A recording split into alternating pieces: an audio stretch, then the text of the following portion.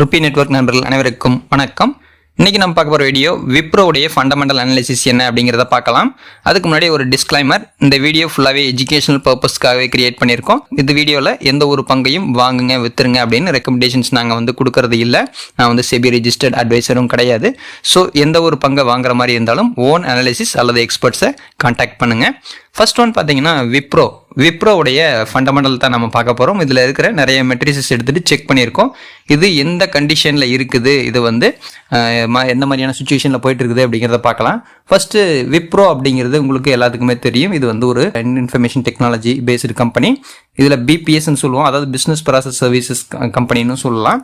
இது மிகப்பெரிய நிறுவனங்களான டிசிஎஸ், ஹெச்சிஎல், இன்ஃபோசிஸ் இந்த மாதிரியான நிறுவனங்கள்லேருந்து இது 4வது இடத்துல இருக்குது. ஓகேங்களா? ஸோ இது பெரிய அளவிலான ஒரு டெக்னாலஜி நிறுவனம். இந்த நிறுவனத்தில் மெயினாக அவங்க சர்வீசஸ்ங்கிறது நிறைய சர்வீசஸ் ப்ரொவைட் பண்ணுறாங்க.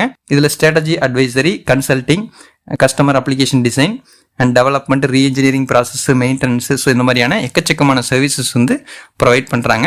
ஐடி ப்ராடக்ட்ஸ் அப்படின்னு எடுத்துட்டிங்கன்னா information security, software products, data base maintenance, so operating system, so இந்த மாதிரி எக்கச்சக்கமான சர்வீசஸ் ப்ரொவைட் பண்ணுறாங்க. இந்த ஐடி செக்டார் பொறுத்த வரைக்கும் டாப் லெவல் அப்படின்னு பார்த்தீங்கன்னா மேக்ஸிமம் ஒரு 5 கம்பெனிஸ் தான் பெரிய அளவில் போயிட்டுருக்கும். ஸோ மற்றெல்லாம் ஒரு ஆவரேஜ் லெவல் தான். இவங்களுடைய ப்ராஃபிட் ரேஷியோ என்னங்கிறத பார்க்கலாம். ஒரு ஷார்ட்டாக பார்த்துருவோம். அதுக்கப்புறமா இந்த விப்ரோ எவ்வளோ மார்க்ஸ் ஸ்கோர் பண்ணுது, இந்த ஃபண்டமெண்டல் எந்த ரேஞ்சில் இருக்குது அப்படிங்கிறதையும் பார்த்துடலாம். இவங்க இது வரைக்கும் எவ்வளோ ப்ராஃபிட் பண்ணியிருக்காங்க அப்படிங்கிறதையும் பார்த்துடலாம். இதெல்லாம் பார்க்குறதுக்கு முன்னாடி நம்ம சேனலை இப்போ தான் நீங்கள் பார்க்குறீங்க அப்படின்னு நம்ம சேனலை சப்ஸ்கிரைப் பண்ண மறக்காதீங்க. ஃபர்ஸ்ட் ஒன், இவங்களுடைய சேல்ஸ் ரேஷியோ 2023 9,488 கோடி ரூபாயாக இருந்தது. 2024-25 சேம் அதே மாதிரியான ரேஞ்சு 92,624 கோடி ரூபாய் மார்ச் 2026 பண்ணியிருக்காங்க. சேல்ஸ் ரேஷியோ அவ்வளோ டாப் லெவல்னு சொல்ல முடியாது, ஓரளவுக்கு தான் மூவ்மெண்ட் வந்திருக்கு. ஆனால் இதில் இருக்கிற ப்ராப்ளம் என்னவா தோணுது அப்படின்னு பார்த்தீங்கன்னா, எக்ஸ்பென்சஸ் கொஞ்சம் கொஞ்சமாக அதிகரிச்சுக்கிட்டு தான் இருக்குது. செலவு இனங்கள் அதிகம், வரவு சேல்ஸ் குறைவு. இதுதான் இதில் இருக்கிற விஷயம். நெட் ப்ராஃபிட்டுங்கிறது 11,366 கோடி ரூபாய் இருந்துச்சு 2023. 2024 11,112 கோடி ரூபாய், 2025 13 கோடி ரூபாய், கொஞ்சம் கொஞ்சமாக இன்க்ரீஸ் ஆயிருக்கு.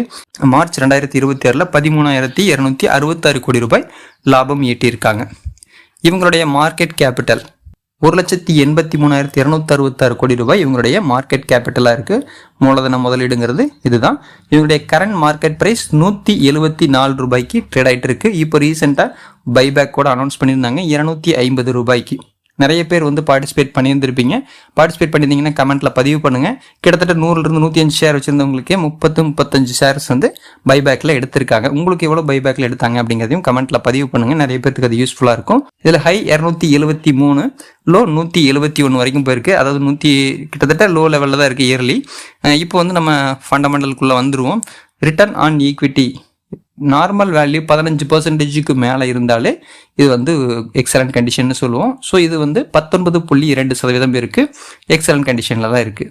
அடுத்தது ROCE, இதுவும் 23 இருக்குது. 15க்கு மேலே இருந்தால் போதுமானது. 23.9ங்கிறது எக்ஸலண்ட் கண்டிஷன் தான். டெப்ட் ஆன் ஈக்விட்டி, இந்த நிறுவனத்துடைய கடன் விகிதம் அப்படிங்கிறது பெரிய அளவில் இல்லை, 0.23% தான். அதாவது நார்மல் வேல்யூங்கிறது 0.5%ன்னு சொல்லுவோம். ஸோ இதுவும் எக்ஸலண்ட்டு. இதில் மொத்தமாக கடன் எவ்வளோ தான் இருக்குது அப்படின்னு பார்த்தீங்கன்னா 20,291 கோடி ரூபாய் தான் கடன் வச்சுருக்காங்க. இது ஓரளவுக்கு ஏற்றுக்கிற மாதிரியான ஒரு சுச்சுவேஷன் தான். ப்ராஃபிட் ஆஃப்டர் டேக்ஸ்ன்னு பார்க்கும்போது லாஸ்ட் குவார்ட்டரில் 3,037 கோடி ரூபாய் பண்ணியிருக்காங்க. இதுவும் ஒரு குட் ரேஷியோ தான். கரண்ட் ரேஷியோ 2.05, எபோவ் 1.5 இருந்தாலே இது ஒரு ஹெல்த்தியான இதுன்னு தான் சொல்லுவோம். ஆப்ரேட்டிங் மார்ஜின் OPM பார்க்கும்போது 21% இருக்குது லாஸ்ட் குவார்ட்டரில். இப்போது நார்மலாக 20% இருந்தாலே ஓகே தான். நெட் ப்ராஃபிட் மார்ஜின் 14.25, 15க்கு மேலே இருக்கணும். இது லைட்டாக நியர்பை வேல்யூவில் இருந்துகிட்டு இருக்கு. ப்ரமோட்டர் ஹோல்டிங் 72.7% இருக்குது அப்ராக்சிமேட்டாக. ஸோ இவங்க 50க்கு மேலே இருந்தாலே ஓகே தான், ஸ்ட்ராங்கான லெவல்னு தான் சொல்லுவோம். FII அண்ட் DII பார்க்கும்போது ரெண்டுமே பாசிட்டிவாக தான் இருந்துகிட்டு இருக்கு. ஃப்ரீ கேஷ் ஃப்ளோ 13,371 கோடி ரூபாய் இருக்குது. ஸோ இதுவும் excellent condition. Earning per share 12.56. So இதுவும் கன்சிஸ்டண்ட்டாக க்ரோ ஆகிட்டு இருக்கணும். ஸோ இது க்ரோ ஆகிருக்கு. இதுவும் குட் கண்டிஷன் தான். PE ரேஷியோ 15 to 16 ரேஞ்சில் இருக்குது. பிலோ 25 இருந்துச்சுன்னா அட்ராக்டிவ் வேல்யூ அப்படின்னு நம்ம சொல்லலாம். புக் வேல்யூ 84 to 85 ரூபா ரேஞ்சில் இருக்குது. ஒவ்வொரு பிளாட்ஃபார்ம்லேயும் ஒரு மாதிரி இருக்கும். நான் வந்து ஸ்க்ரீனரில் எடுத்திருக்கேன். இதில் சில பிளாட்ஃபார்ம்ஸ்லையும் நம்ம டேட்டாஸ் வந்து கலெக்ட் பண்ணியிருக்கோம். பிபி ரேஷியோ 2.2லேருந்து 2.4 வரைக்கும் இருக்குது. பிலோ 3 அப்படின்னாவே அக்செப்டபிள் ஸ்டேஜ் தான். மோஸ்ட்லி எல்லாரும் எதிர்பார்க்குறது டிவிடெண்ட் ஈல்டு 6.3 வச்சுருக்காங்க. நார்மலாக 1.5க்கு மேலே இருந்தாலே டிவிடெண்ட் ஈல்ட் ஓகே தான், எக்ஸலண்ட் கண்டிஷன் தான் சொல்லுவோம். ஸோ இருக்கிற கண்டிஷன் இதுதான். இதுக்கு அடுத்தது எவ்வளோ ரேஞ்ச் வந்து எதெல்லாம் வந்து பாசிட்டிவாக இருக்குதுன்னு பார்க்கும்போது நம்ம பார்த்ததை ஸ்டார்ட் பண்ணியிருக்கேன். ரிட்டர்ன் ஆன் ஈக்விட்டி எக்ஸலண்ட்டு, ஆர்ஓசியும் ஓகே தான், டெப்ட் ஆன் ஈக்விட்டியும் எக்ஸலண்ட்டு, டெப்ட் level moderate condition, current ratio ஹெல்த்தியாக தான் இருக்குது. Operating margin excellent, NPM good level, promoter holding strong, free cash flow excellent, EPS growth good, PE valuation அட்ராக்டிவாக தான் இருக்குது, புக் வேல்யூவும் ஸ்ட்ராங்காக தான் இருக்குது, டிவிடெண்ட் ஈல்டும் எக்ஸலண்ட்டாக இருக்குது.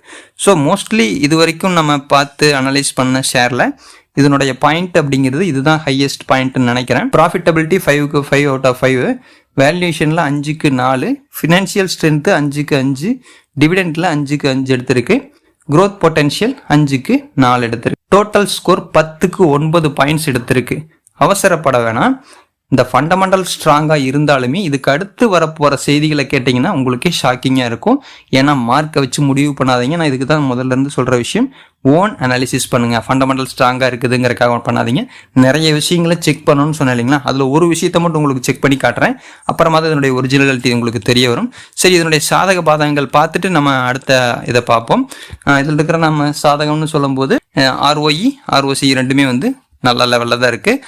கேஷ் ஃப்ளோ, ஃப்ரீ கேஷ் ஃப்ளோவும் ஸ்ட்ராங்காக தான் இருந்துகிட்டு இருக்கு.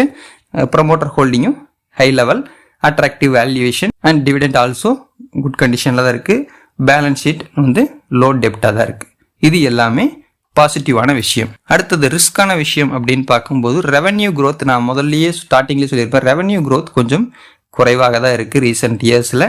நெட் ப்ராஃபிட் மார்ஜினுமே பிலோவாக தான் இருக்குது. ஐடி செக்டார் growth அப்படிங்கிறது ரொம்பவே மோசமான நிலையில தான் இருக்குன்னு சொல்லணும். இந்த நிறுவனம் மட்டும் கிடையாது, எல்லா நிறுவனத்துடைய டேட்டா எடுத்து பார்த்தாலும் இதே லெவலில் தான் இருக்கும். நீங்கள் இது வரைக்கும் வீடியோ பார்த்தவங்க எல்லாருமே என்ன நினச்சிருப்பீங்க அப்படின்னா, டாப் லெவல் இந்த ஷேரை வாங்கிடலாம் அப்படின்னு நினச்சிருப்பீங்க. அவசரப்படாதீங்க, அடுத்த ஹிஸ்ட்ரியை காட்டுறேன், அப்புறமா நீங்கள் உங்களுடைய ரிசல்ட்டை சொல்லுங்கள். மொத்தமாக இருந்த ப்ராஃபிட் ரேஷியோ 5 வருஷத்தில் வாங்கியிருந்தாங்கன்னா -36% லாஸு. 3 வருஷத்துக்கு முன்னாடி வாங்கியிருந்தாங்கனாலும் 8% லாஸ். 2 வருஷத்துக்கு முன்னாடி வாங்கியிருந்தா -28% லாஸ். 1 வருஷத்துக்கு முன்னாடி வாங்கியிருந்தா 34% லாஸ். ஹெவி, டோட்டலாகவே எல்லாமே ரெட்டு தான், எல்லாமே லாஸ் தான். 5 வருஷத்துக்கு முன்னாடி வாங்கியிருந்தாலே ப்ராஃபிட் கிடையாதுங்கிறதான் உண்மை. வெறும் ஃபண்டமெண்டல், நான் தான் சொல்லுவேன் அடிக்கடி, ஃபண்டமெண்டல் மட்டும் இல்லை, நிறைய மெட்ரிக்ஸ் செக் பண்ணணும். ஸோ அப்படி செக் பண்ண விஷயத்தில் இது ஷாக்கிங்கான ஒரு விஷயமா இருக்குது. ஓகேங்களா? ஸோ அதனால் கொஞ்சம் கேர்ஃபுல்லாக, அதாவது ஐடி செக்டார்னாவே இப்போ வந்து கொஞ்சம் கேர்ஃபுல்லாக தான் இருக்கணும். எந்த ஒரு விஷயத்தையும் சும்மா வந்து ஓவராலாக ஒரு வீடியோ ஸ்கிப் பண்ணி பார்த்துட்டு கடைசியில் இது சூப்பர் மார்க் 10க்கு 9 எடுத்திருக்குன்ட்டு முடிவு எடுக்க வேண்டாம். எல்லாமே ஸ்ட்ராங்காக தான் இருக்குது. ஃபினான்ஷியலாக சேல்ஸ் குறைவுங்கிறதுனால ப்ராஃபிட் பண்ண முடியல. ப்ராஃபிட்டை பார்த்தா தான் மக்கள் அதிகமாக பை பண்ணுவாங்க. இவங்க வந்து பை பண்ணுறதுல பேனிக் ஆகிட்டு செல் பண்ணுறதுனால ப்ரைஸ் இறங்குது. இதுதான் ரியாலிட்டி. இவங்களுடைய காம்படிட்டர் சொல்லிட்டு இருந்தோம் இல்லைங்களா, டிசிஎஸ் ஃபர்ஸ்ட் இடத்துல இருக்குது, 2வது இன்ஃபோசிஸ், அடுத்து HCL, இவங்க 4வதா விப்ரோ இருக்காங்க, டெக் மகேந்திராவும் இருக்குது. இதில் ஆர்ஓஇ ரிட்டர்ன் ஆன் ஈக்விட்டியில் பார்க்கும்போது விப்ரோ மட்டும்தான் கம்மியாக இருக்குது, 15.4 இருக்குது. டிசிஎஸ் 51, இன்ஃபோசிஸ் வந்து 31, HCL டெக்னாலஜிஸ் 23. இது எல்லாமே இந்த ரேஞ்சில் இருந்தாலுமே இவங்களுடைய history, for example TCS, Infosys எதை எடுத்து பார்த்தீங்கன்னாலும் இதே மாதிரியான ஒரு கேட்டகரியில் தான் இருக்கும். எல்லாத்துலேயும் பாஸ் ஆகும், ஆனால் ரிசல்ட் வந்து ஃபெயில் ஆகும். ஓகேங்களா?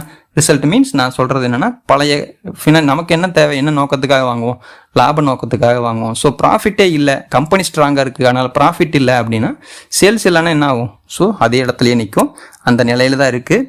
ஸோ அடுத்தது எந்த ஷேரை பற்றின அனாலிசிஸ் வேணும் அப்படிங்கிறத கமெண்ட்டில் பதிவு பண்ணுங்கள். மீண்டும் அடுத்த வீடியோவில் சந்திக்கலாம். நன்றி.